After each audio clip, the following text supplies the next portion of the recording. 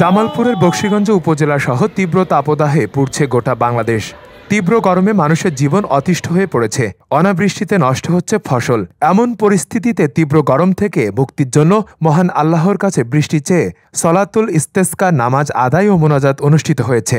এ উপলক্ষে সকাল থেকে মাঠে উপস্থিত হতে থাকেন সব শ্রেণী বয়সের মুসাল্লিরা। বৃহস্পতিবার সকাল 10:30টার দিকে বকশীগঞ্জ ইত্তেফাকুল উলামা শাখার আয়োজনে বকশীগঞ্জ খয়রুদ্দিন ফাজিল মাদ্রাসার মাঠে এই নামাজ অনুষ্ঠিত হয়। নামাজ শেষে অনাবৃষ্টি ও প্রচণ্ড খরা থেকে রেহাই পেতে মহান রব্বুল আলামিনের কাছে বিশেষ মোনাজাত করা হয়। নামাজে অংশ নেওয়া মুসাল্লিরা বলেন, দীর্ঘদিন ধরে বকশীগঞ্জ সহ সারা দেশে বৃষ্টি নেই। তীব্র তাপদাহে জনজীবন অতিষ্ঠ হয়ে পড়েছে। আল্লাহ যেন বৃষ্টির মাধ্যমে এই অবস্থা থেকে সবাইকে পরিত্রাণ করেন, এটাই প্রার্থনা। সলাতুল ইস্তেসকার নামাজের ইমাম হাফেজ সাইফুল্লাহ বলেন, যখন দীর্ঘদিন বৃষ্টি হতো না তখন নবী করিম সাল্লাল্লাহু আলাইহি ওয়াসাল্লাম সাহাবাদের নিয়ে বিশেষ নামাজ আদায় করতেন। তাকে সলাতুল ইস্তেসকার নামাজ বলে।